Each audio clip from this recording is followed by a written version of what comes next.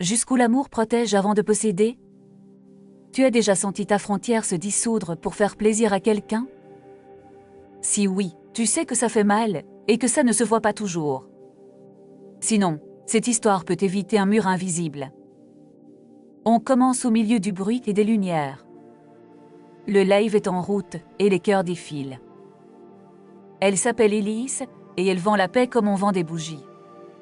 Son sourire assure et son ton ne tremble jamais. Son fils s'appelle Marc et il tient la lumière derrière la caméra. Ce jour-là, un micro reste ouvert et une phrase dérape. Tu es mon âme jumelle et mon pilier. Les commentaires stop net comme un frein qui crisse. Un ancien message vocal réapparaît sur les réseaux. On entend supplier un homme de rester près d'elle. La toile s'enflamme sans se demander qui souffre. Les gens jugent plus vite qu'ils ne respirent. Marc recule d'un pas et baisse les yeux. Je gère la lumière et puis je m'en vais. Mais il ne s'en va pas et il reste figé. Une clé dorée brille sur la table du plateau. Élise aime les clés et les portes ouvertes. Elle parle de liens et de nœuds qui rassurent. Elle confond parfois prendre soin et prendre possession. Beaucoup de gens confondent ces deux gestes. Une journaliste voit la scène et prend des notes. Je peux raconter sans blesser et sans juger. Elle s'appelle Clara et elle a le goût du silence clair. Elle sait nommer les choses simples avec des mots simples. Elle parle de limites comme on parle de fenêtres. Le live repart et Élise nie la rumeur en souriant.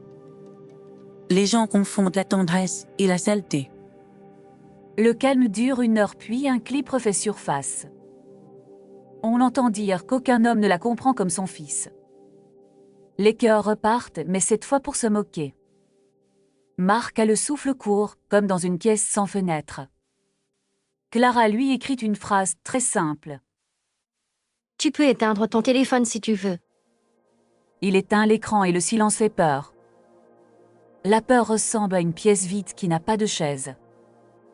Il s'assoit quand même parce qu'il est fatigué. On remonte un peu le fil sans s'installer dans le passé. Quand Marc était enfant, il servait de boussole à sa mère. Elle avait mal au cœur et elle se tenait à lui. Les gestes restaient sages, mais les mots nouaient serrés. Elle disait « nous deux contre le monde ». Il répondait d'accord pour ne pas la perdre. Les années ont coulé et rien n'a vraiment changé. Il a grandi, mais la laisse a mûri avec lui. La laisse était faite de promesses et de clés. Chaque cadeau ouvrait une porte, mais fermait un détour. Il remerciait et oubliait de choisir. La rumeur d'inceste émotionnel devient un feu de forêt. Ce terme choque, mais il décrit une confusion des rôles. Il ne parle pas du corps, mais de la place que l'on vole. On peut voler une place en souriant et en serrant fort. Clara propose un article sur l'emprise invisible. On va parler de frontières et de souffle. Élise accepte car elle pense contrôler l'histoire. Elle aime diriger la lumière et l'angle de vue.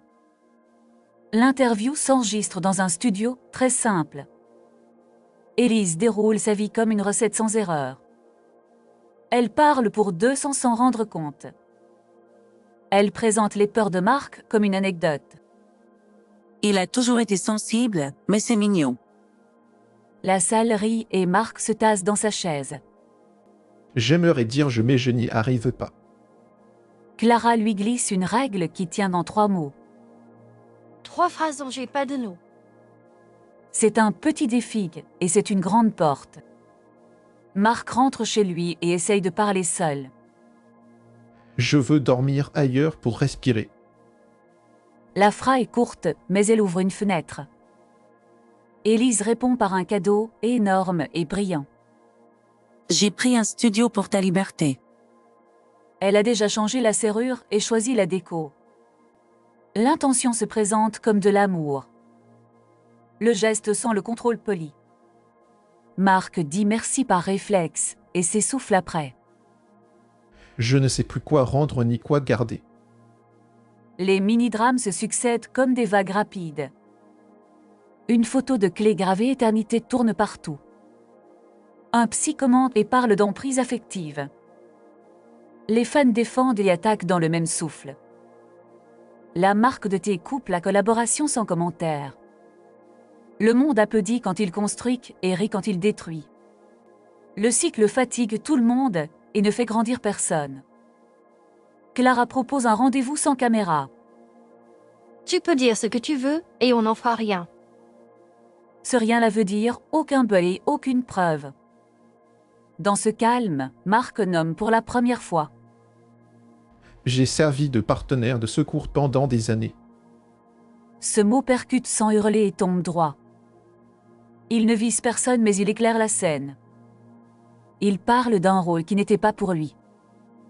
Il parle d'une fatigue que le sommeil ne soigne pas. Clara dit une phrase qui ne promet rien de magique. Tu peux rendre ce rôle sans rendre l'amour. Il rentre avec la phrase comme avec une boussole. Élise annonce un live vérité pour tout nettoyer. Les titres s'alignent comme des panneaux lumineux. La clé dorée revient au centre du cadre. Elle a des reflets qui accrochent l'œil. Le public adore les symboles parce qu'ils se mémorisent. Rien ne nous sépare car le lien est sacré. Marc respire et tient une clé plus simple et sans gravure. Je rends ce qui ne m'appartient pas. Le métal touche la table et le son coupe le fil. Il parle calmement et désamorce la colère. Je t'aime et je ne suis pas toi. Tu changes l'air de la pièce. La foule hésite entre applaudissements et huées. Le doute passe sur le visage d'Élise. Tu me trahis devant tout le monde. La phrase tombe avec la peur et la honte. Le live s'arrête d'un coup et laisse un vide. Le vide est parfois la seule chose utile. Après le vide vient un temps sans posture. Marc consulte pour mettre des mots bien rangés. Il apprend à dire emprise sans dire monstre. Il apprend à poser une frontière sans détester. Il écrit une lettre ouverte en joignant phrases courtes. L'amour peut serrer trop fort et je veux respirer. La lettre ne pointe pas et ne humilie pas. Elle décrit un geste et elle propose un autre geste. Les gens lisent et se taisent quelques secondes. Quelques secondes, c'est déjà un progrès. Élise se retrouve seule avec ses bougies éteintes. Elle ne sait plus quoi vendre ni quoi dire. Elle essaie une journée sans live et n'en meurt pas. Puis elle tient une semaine et découvre le silence. Le silence ne l'aime pas et ne la déteste pas. Le silence lui montre juste où elle s'arrête. J'ai confondu soigner et serrer trop fort. Elle le dit à voix basse et sans public. Elle n'appuie sur aucun bouton et elle reste assise. Elle écrit un texte qu'elle ne publie pas. Elle le relit et ne se trouve ni héroïne ni victime. Elle voit une femme qui avait peur d'être laissée. Elle voit un fils qui n'osait pas partir. Elle voit deux adultes qui peuvent changer. Marc déménage un peu plus loin et choisit ses murs. Sa fenêtre donne sur un fleuve qui va son chemin. La vue l'aide à sentir le temps qui coule. Il garde une clé neutre au fond d'un tiroir. La clé ne commande plus et ne promet rien. Il prend un café chez Clara et il parle peu. Je ne serai pas ta nouvelle clé, et c'est mieux ainsi. Il sourit parce que la phrase est claire. Quand les phrases sont claires, les gestes deviennent simples. Élise relance son activité, mais en plus petit. Elle parle de soins sans promesse magique. Elle évite de nommer son fils pour respecter sa frontière. Elle propose un atelier sur les limites saines. Poser une limite, un acte d'amour. Elle cite une phrase sans dire qui l'a aidée. Elle répond moins et écoute plus. Elle ne touche plus les micros des autres. Elle pose sa clé sur une étagère et n'y touche plus. Parfois, la caméra capte ses mains qui se retiennent. Parfois, le public préfère les feux aux gestes calmes. Ce n'est pas grave car la paix fait moins de bruit. Les vagues de commentaires sont moins hautes. Elles suffisent pourtant à la tentation du vieux rôle. Un soir, la peur remonte comme un ascenseur rapide. Si je parle de nous, le live cartonne encore. Elle se rappelle du bruit du métal sur la table. Elle éteint la lumière et choisit le sommeil. Les vraies victoires ressemblent souvent à rien. Elles ne font pas de titre et elles tiennent longtemps. Marc s'habitue à sa voix courte et stable. Il dit non sans colère et oui sans obligation.